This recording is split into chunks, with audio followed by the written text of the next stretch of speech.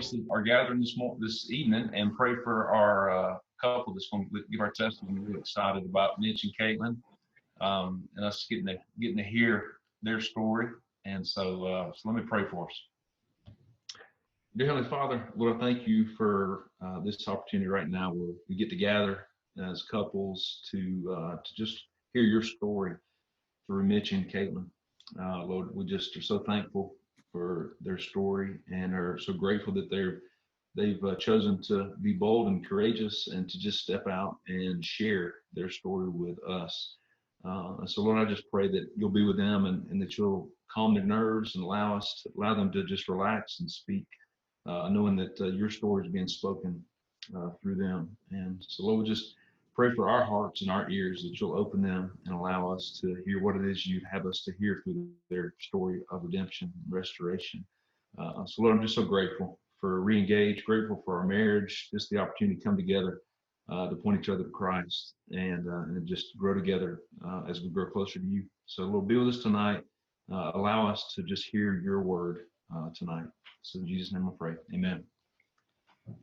So I do want to make an announcement real quick as everybody's hopping on, is that we will not have large group next week. We had made that decision earlier in the year that this is kind of a vacation week for a lot of people with July 4th. And so we had decided to go ahead and just take July 6th off, and we will be back July 13th for our large group. Yep. And also, if you haven't attended an open group, the next step would be closed group. And so we are planning and hoping and praying that we will begin another closed group starting in August. So if you are ever interested in a closed group, please reach out to me. You can email me. If you've been here, you should have my email address. I email all newcomers. So just email me at brooktjohnson@gmail.com or tell your open group leader if you're ready to be put in a closed group. And then hopefully in August, we will begin another one. We currently have 5 closed groups going right now. Praise the Lord. That's a lot. And we have several that are coming to an end. So we just encourage you guys, as people are completing Reengage, that you begin to tell others about your experience and invite others in. So hoping that we will continue to grow. And we appreciate you, all of you guys, for being here each and every week. You do not know how much encouragement that is to us personally, and I know your closed group leaders and your open group leaders, and so we just wanted to take the opportunity to thank you guys for sure for being a part of Reengage and just continue to spread that word, because that's how we will grow. Absolutely. For sure. Yeah, like we say, if you're married, you need to go through the Reengage. Yeah, it's for all marriages. Absolutely. So good ones, bad ones, they're all in the middle. So, that's right. Anyway, right. So so thanks for that. I do want to time to introduce Mitch and Katelynn. All right, great. So I get to introduce our speakers tonight. Thankful for Mitch and for Katelynn Johnson. Although we do share the last name, I don't think we're related, but he looks a lot like me. He and I both. I can't quite grow the beard like him, but you both love baseball. We both love baseball. So, and Mitch is a baseball coach and teacher down in Bowden, and just so thankful for Mitch and Katelynn for them to just pour their hearts into this ministry, this church, even before this church, already pouring into college to the kids in our church, and just so thankful for them. And so they jumped in alongside us.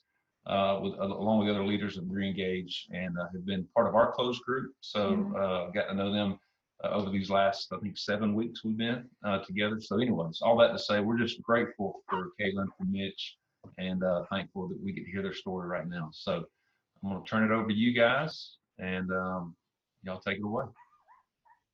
Well, we want to start, and we want to say thank you guys for this opportunity, and we just hope and pray that y'all just get something from this. I grew up in LaGrange, Georgia. I was the only child and went to church at LaGrange First Assembly as far back as I can remember. I attended church every Sunday morning, night, and Wednesday night, and in between, whenever the doors were open. My parents were fully involved with children's ministries, and my dad is on the board. My grandfather preached a few times, and my whole family was known for playing music together in front of the congregation during homecomings. I started playing drums for church when I was in middle school. Every time the church doors were open, I was usually there. I helped with children's church, youth ministry, and was in the music ministry. I went to church, but I would not say I really had a relationship with God like I should. I guess you could say I was riding on my family's coattails and not really building my own and only hanging out with God when I wanted to. In high school, I played baseball and still managed to attend church. My friends would invite me to parties and things, but I would always turn them down because I was not interested. When I graduated from Callaway, I decided to further my studies at Gordon College in Barnesville, Georgia. My first semester at Gordon, I roomed with one of my best friends from home. At first, I pretty much went to school, hung out with him, and just stayed in the dorm room. I still went to church, but never really worked on my relationship with God like I should have. I started to hang out with some new friends and gave in to go to a party and have my first few drinks. From then on, Thursday nights were known as party nights. I started to grow apart from some of my healthier friendships. After I received my associate's degree, I decided to go to Valdosta State University with some of my new friends that I met at Gordon. My parents have been separated since I was a baby. I grew up in a very torn family. My parents could never be in the same room. The anger between them was the only affection I've ever seen them give to each other. When I was 4, my father married my stepmom. She wasn't your average evil stepmother. She was nice and took my brother and I as her own. My mom married my stepdad when I was 8. Although we have a great relationship now, that was not always the case. He brought in new culture and rules into our home. One reason being he was Asian and their expectations were very high. If I could describe my childhood in just one word, it would be separation. I grew up feeling like I had 4 parents and 2 different lives. My mom and stepdad had 2 children. I was 9 when my brother Ben was born and 10 when my brother Patrick was born. My mom worked full-time and had 4 children to watch, so her stress level was always at max capacity. She had a little bit of OCD too, so my life at my mom's was not always a glorious one all the time. As a child living in that, you don't quite understand what a parent is going through until you're one yourself. In 6th grade, I was caught in a custody battle between my parents. At this age, you're able to choose who you want to live with. I remember vividly talking to judges and feeling guilty for wanting to be with my dad over my mom. My dad won custody of us, and we changed schools and homes starting in 7th grade. After this, my mom and I didn't see each other for like 6 months. A lot of it, I believe, was hurt and resentment because of my brothers and I's choices. We were young and the only kids my dad and stepmom had to worry about. I was very active in church once I moved in with my dad, which I believe has helped in creating who I am today. I loved Jesus and tried to be the best Christian I could. My stepmom had fertility issues, but when I was in 9th grade, surprise, she was pregnant. Then 20 months later, she had my little brother. It's hard to explain to people how I'm almost 32 with a 14-year-old sibling. This changed a lot of things for my brother and I. At times, it was weird and almost felt like we were in the middlemen. I also ended up babysitting a lot and had to take my younger siblings everywhere. Many times I even had to take them to be able to leave my own house. I started to get angry with God and ask him why life had to be so hard. I learned to stay busy. I played sports year-round and had a part-time job. I built up a lot of resentment for a while towards my mom because she never came to any of my sports games. And I learned to be very independent and do things for myself. I still went to church 3 times a week and stayed active within the youth group. My senior year of high school, I decided that going away to college was the only way to be free from home life stress. When I started at Valdosta, I went to more parties and lived an unhealthy life, but still managed to go to church. I never really worked hard on my relationship with God like I should have. I guess you could say I knew who God was, but it was on my time. I was involved in the Baptist Student Union, went to church, but still went to parties when I wanted to. I graduated VSU in May of 2008. At the time, moved back home and couldn't find a full-time teaching position and got back into church ministry. One day in November, God opened up a door for me. I was still looking for a full-time job when I got a call from one of my professors that he wanted to know if I would be interested in a graduate assistant position where I would teach fitness classes and would be able to get my master's in health and PE. So in January 2009, I started VSU again on a journey to get my master's. My first day of teaching, I met the most beautiful girl in the world. As she came into class and said, "Hey, I'm your new assistant," I was stunned. My professor never said anything about me having an assistant, so I know my face showed it. I didn't know it, but that was the day that I met my soon-to-be wife. The first day that I met her, she was probably like, that guy's weird. But the more we hung out, the more we started to talk. I know I would spend countless hours strolling and watching Facebook just to get that extra time in with this beautiful girl. I found a place where I could live on alone, and I moved in the first week of February and started dating Katelynn. It was final. It was Facebook official. We were inseparable. I taught classes at all hours, and since my studio was not far from work, I would sometimes come home to my apartment and find dinner waiting for me. We would go to church together, eat together, and always hang out together whenever we could. She was very busy with schoolwork and Zeta family, and so was I, but every moment we could spend together, we would. A few months after we started dating, I remember telling my best friend at the time that I'm going to marry this girl someday. Boston State was a new world for me, new people, new environment. I did not have to worry about making any parent happy or watching any kids. I joined a sorority, and at first I thought I was crazy because I was not into a lot of the stuff some of these girls were. I also had found a job on campus being a student assistant in a physical fitness class. This is where I met my dreamy husband. At first, he was not my average guy. I joke about the first time we met and how he was dressed, wind pants with a collared shirt tucked in and Air Jordans on. Before we started dating, I actually tried to set him up on a date with one of my sorority sisters for a social, but that did not fly because I started taking interest in this very quiet, athletic guy. We started hanging out, running, and doing sporty things. Mitch was different, but a good kind of different. I will never forget a moment, probably a month after we started dating. I was sitting on one of my good friend's bed and told her, I'm going to marry that boy someday. We were inseparable after this and had a great relationship. When that semester was over, we went back to our parents' houses for the summer. Finally, school started again, and we were like peas and carrots. We knew we were not supposed to stay together, but we did what we wanted to do. So not only did we hang out, we started to live together too. We knew we did not go about it the right way, but somehow God seemed to have his hand on it. Our love story started out fresh, but it was not always sunshine and rainbows. In June of 2010, after a year and a half of dating, I found out I was pregnant. That goody girl who never partied or got crazy was pregnant before marriage. It was a shock for sure, but I do not remember being scared, mainly overwhelmed and worried about what others would think of me. 6 weeks after I found out about our surprise, we got married. Our parents were very supportive and helped plan the best wedding ever in a short amount of time. We never really had a honeymoon. We spent 3 days in Fort Lauderdale because of my grandparents had a timeshare and gifted this to us. Mitch made me eat at Long John Silver's 2 times in that 3-day span.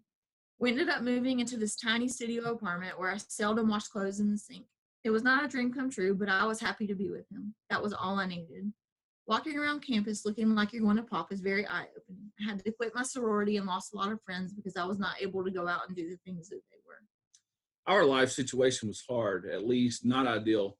I had a semester left of my master's, and she was a junior in college. So she had tons of school left. We had obstacles, but God, for some reason, had his hand on us and always provided everything we needed. I graduated in December 2010 with my master's in HPE. I was desperately looking for a job. If you know anything, you cannot really find a teaching position in December. So I looked everywhere. They said they were taking applications. I filled one out. I had to have at least 30 applications out everywhere, from railroads to recreation positions. We did not have anywhere to go, so we moved in with my parents for a little bit, but realized that the baby is coming soon. Katelynn went to Augusta to be with her family while I desperately kept looking for a job. While she was in Augusta, being the man, I started to panic. I got to have a job. I must provide for my family. The date kept getting closer for my daughter to join us. I finally got a call from Bowden Recreation Department wanting me to come in for an interview to be the recreation assistant. It took forever, but I finally got hired. Still no place to call hours. She stayed with her parents while I kept looking for a house to rent around Bowden. We finally found a house to rent. During this time, struggles came, but God still had a hand on us. After this, he found a job at Bowden Rec. We had no place to live, so I moved in with my mom because that's where my doctor was, and I was only able to see Mitch on the weekends for about 6 weeks. We made it work, and in February of 2011, our Kinsley was born. We lived apart for a few weeks after that until we found a house to rent in Bowden. Finally, we were able to live together and be a family. While being at Bowden Recreation, I did not have to be at work until 10, and I would come home for lunch and then go back and work late, sometimes to 10 at night. When I would get home, I would be tired, and I was all Katelynn had with a newborn baby. I had to coach one of our 9 and 10 baseball teams and work at the same time, while practices and while the games were still going on at the same time. Coaching during the regular season opened the door to coach a 9 and 10 all-star team. As I was coaching, I found out that there was a position opening at Bowden Middle School for a physical education teacher. It is funny how God puts you in positions only to lead to other positions that he wanted you to go. The principal of Bowden Middle School's son was on my rec team. The principal saw how I interacted with the players and coaches, and I wound up being the next physical education teacher, athletic director, football, and baseball coach at Bowden Middle School in 2011. During this time, we would go to church and still only have God time when we wanted God time. We wanted to do what we wanted to do when we wanted to do it. We never really prayed as a family, did devotions, or never really took the time to talk to God like we should. The house we moved into was not my ideal home. We had a strict budget and I had high expectations plus a newborn. We found a home that was reasonable but in the middle of nowhere, which was something I was definitely not used to. Our marriage started out rocky, but it stayed that way for a long time. I was very resentful and angry with Mitch because I felt like he moved me away from my family to be in the middle of nowhere after Kinsley was born. I was also jealous and envious of him because he was able to finish his degree and I couldn't. I thought a degree would mean something for me and make me something. I carried this around with me for a very long time. Being home alone all the time left me with a lot of feelings. In 2012, we found out we were pregnant with Brooks, yet another unplanned baby, but done the right way this time. In December of 2012, Brooks was born, and boy, were 2 kids harder than one when you're alone for most of the day. Being alone also gave me time to craft, which is how I actually created my business. I opened my first storefront in 2013 and was so proud of myself, but this still did not fill that empty void I was feeling all the time. Mitch got a job with Bowden Middle School and worked very long hours. I would get so frustrated and jealous of his friends at work. This led to more resentment and so much anger. It led to me thinking horrible things and assuming Mitch only married me because he had to. I was constantly living in pain and always thinking the worst. I also felt like Mitch was not supportive of me and my business. I used to sit and wonder, do I really want to be with someone who cannot support my dreams when I support his? I would fall asleep crying at night, begging God to change something or to change Mitch. I never realized the stress I was causing with my actions and my anger.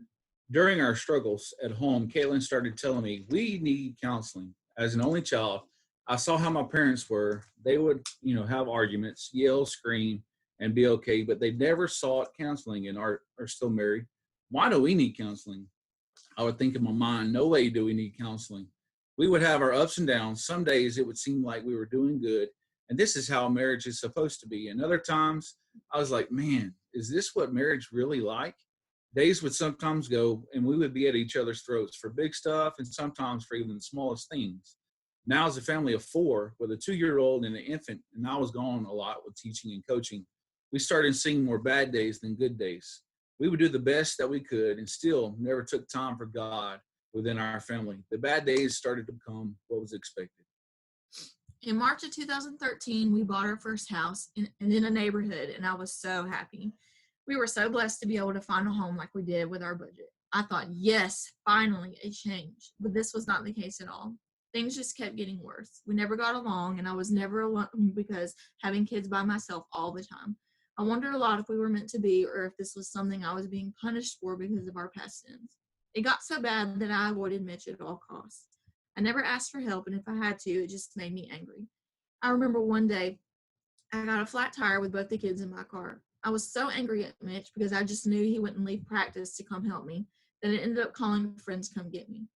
Mitch started playing drums for a local church, and I was hopeful that it would help, but it only got worse. I used to love church, and now I hated going because Mitch played drums every Sunday, and it was yet another thing for him to do to avoid being with me and the kids.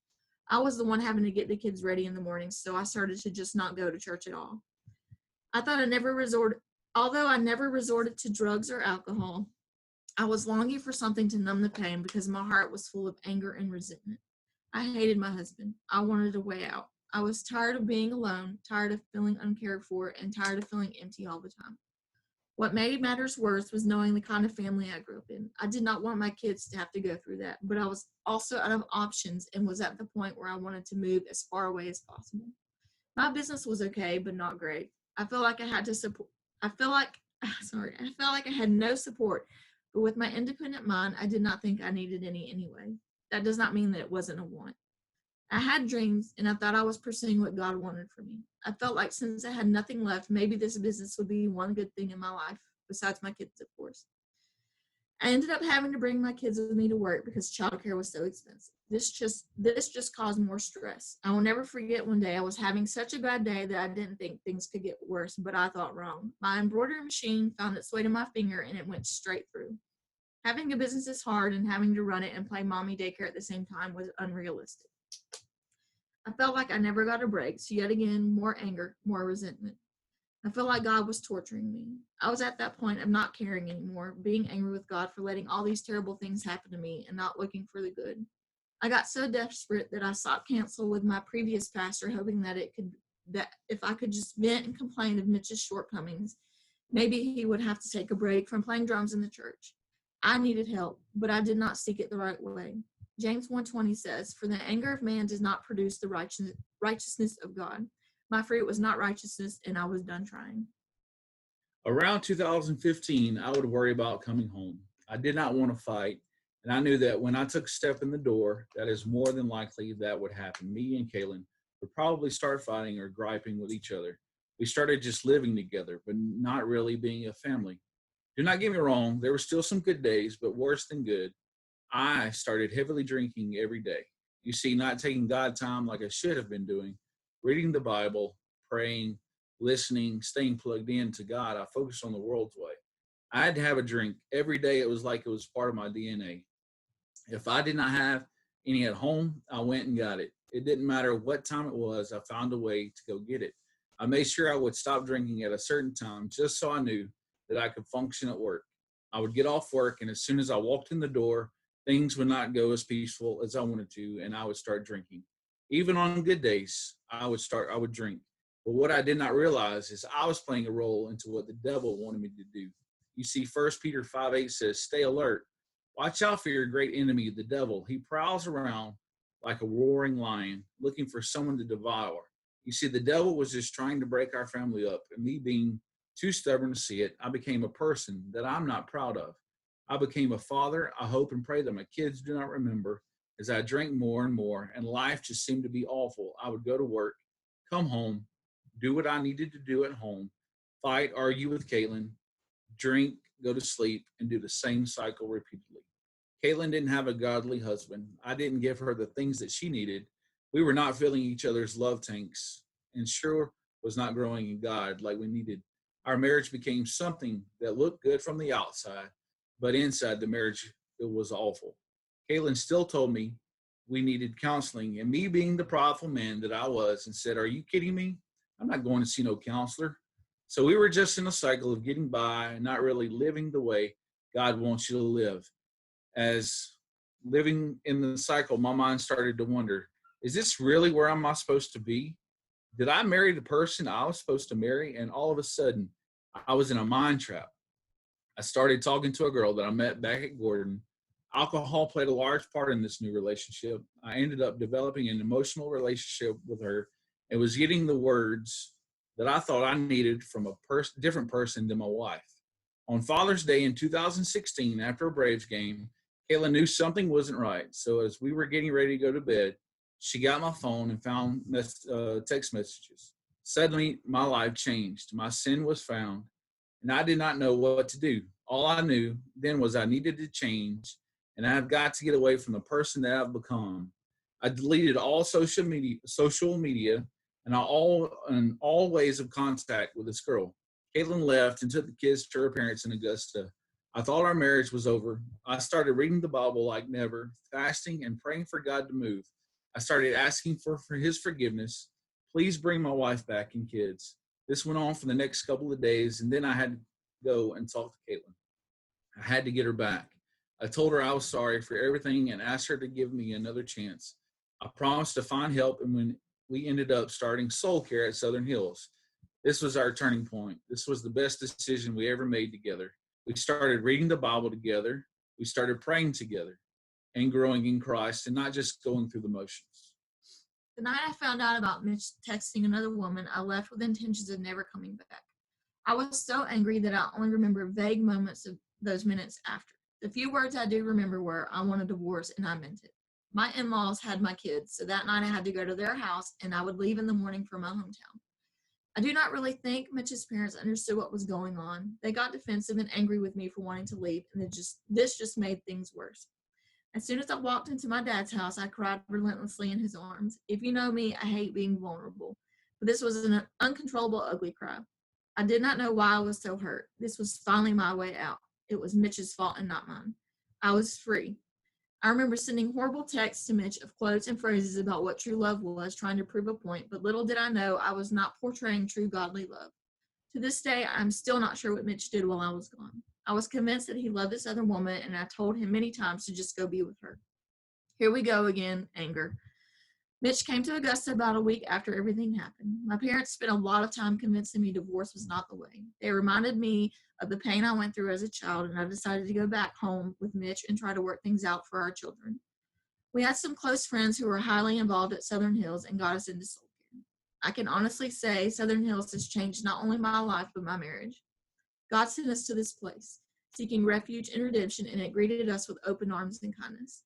Heath was our soul care pastor. We met with him once a week for many weeks and went through a life-changing study.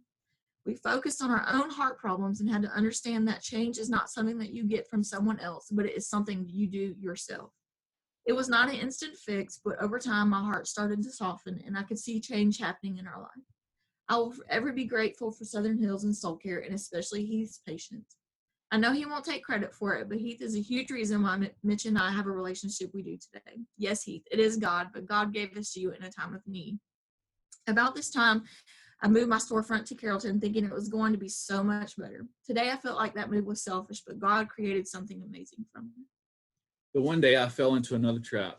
Katelynn and the kids went out of town, and I decided that I was going to have a few drinks. After I had a few drinks, something told me that I needed to apologize to the girl that I texted, so I sent her an email.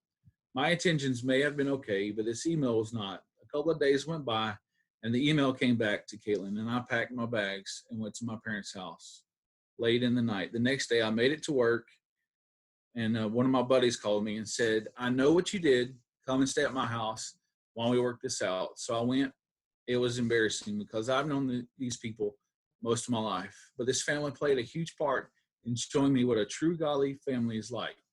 There are small group leaders as well. They welcomed me with open arms, and during this stay, I talked a lot.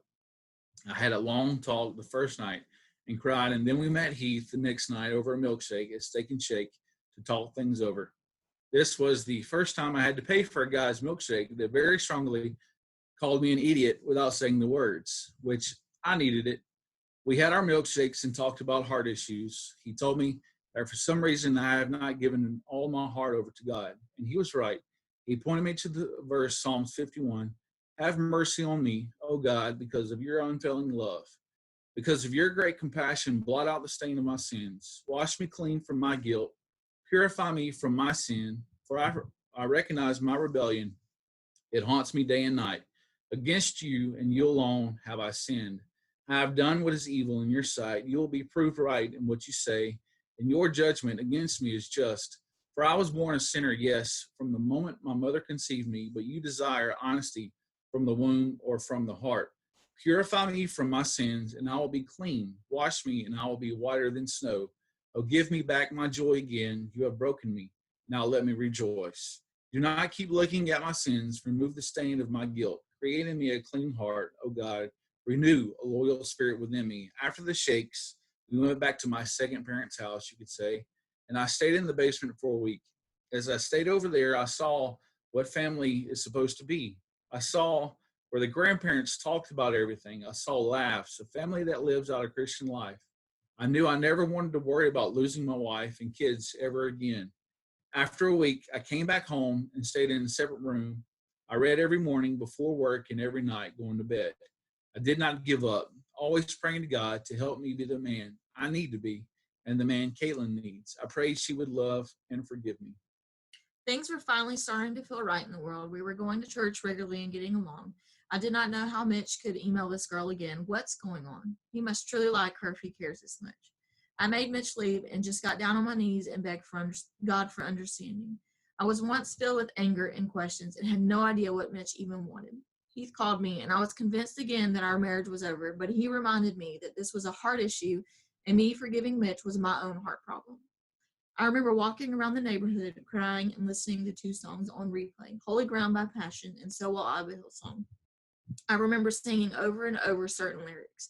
Chains fall, fear bows, Jesus, you change everything. Lives healed, hope found, here now, Jesus, you change everything. And as you sing 100 billion failures disappear, if you left the grave behind, so will I. What I now realize is God was changing me again. I was not seeking revenge or to hurt Mitch.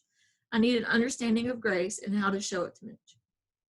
Ephesians 4:32 says, be kind to one another, tenderhearted, forgiving each other just as God has forgiven you. I was so hurt, but I was also asking God, what are you trying to show me? Instead of God, why did you do this to me?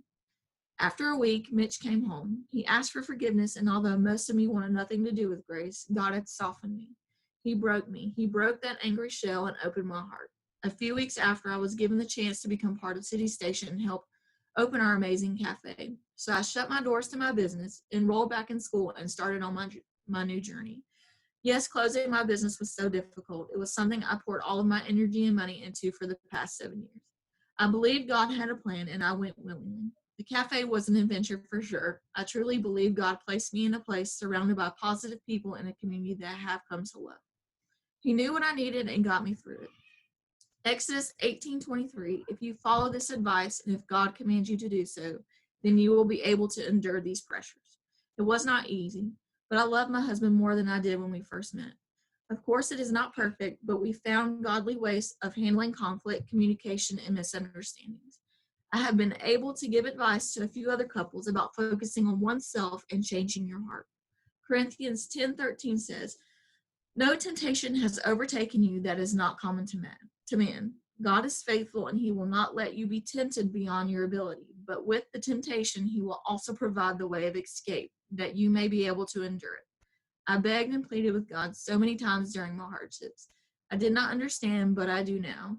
God does not put you through things that you cannot handle. He knew what Mitch and I needed. He broke our hearts, and then he rebuilt them based on a truly God-fearing marriage. Good job. Yeah, round of applause. Thank you guys. Thank you guys for for sharing with us tonight. I feel like only making you pay for one milkshake, Mitch. You probably owe me a couple more, right? I'll have to call Anytime. you. Anytime. You just name it. Man, you guys, obviously, as you guys heard in the story, for some reason, God put me in a part of this, and it really has been cool to see just what you just said, Katelynn, that God tore your hearts down and rebuilt them the way he wanted them. You know, I remember when you guys first came and we met, and there were so many issues in both of you that now knowing you guys, it's not. And that's a testament. You are 100% correct. I'm not taking one bit of credit for that. That's a testament to what God has done in you guys' life. And it's really cool to see where you are now compared to where you were. And to think now, like, let's rewind a few years, right? To think, would you ever have thought that now you'd be helping in our marriage ministry? No, right? Like, what are these two knuckleheads doing? There's no way they'll get to that point.